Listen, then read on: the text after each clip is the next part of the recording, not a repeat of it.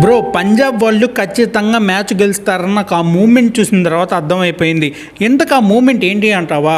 హార్దిక్ పాండ్యా ఒక క్యాచ్. అసలకే హార్దిక్ పాండ్యా అంటే swag, attitude. అంతేకాకుండా మ్యాచ్ జరుగుతుంది ముంబైలో వాంకడే స్టేడియంలో. ముంబై ఫ్యాన్స్కి ఎదురుగా నేను ఒక్కడిని ఉన్నాను, నా పేరే సర్పంచ్ సాబ్ అంటారు పంజాబ్లో అన్నట్టు.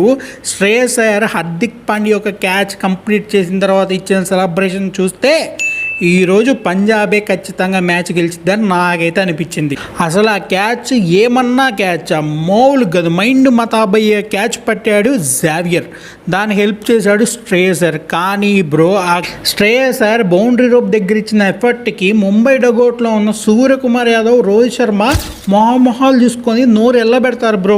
జనరల్గా మనం ఆ ప్లేయర్లు క్యాచ్లు పెడితే మనం నోరు తెరిచి ఆ క్యాచ్లను చూస్తాం కదా, అలాంటిది ఆ ప్లేయర్లే నోరు తెరుచుకొని మొహాలు చూసుకున్నారంటే. ఆ క్యాచ్ కంప్లీట్ అయిపోయిన తర్వాత వాంకడే స్టేడియంలో ఉన్న ముంబై ఫ్యాన్స్ అందరికీ నా కోసం కూడా చీరప్ చేయండి అన్నట్టు చేసిన సెలబ్రేషన్ ఐకానిక్ సెలబ్రేషన్.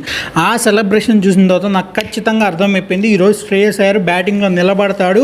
అటు పక్క ఎన్ని వికెట్లు పడినా కానీ శ్రేయస్ అయ్యర్ ఖచ్చితంగా ఈరోజు మ్యాచ్ గెలిపిస్తాడు అనుకున్నా. అలానే మ్యాచ్ చివరి దాకా ఉండి లాస్ట్ మూమెంట్లో అవుట్ అయి వెళ్ళిపోయాడు.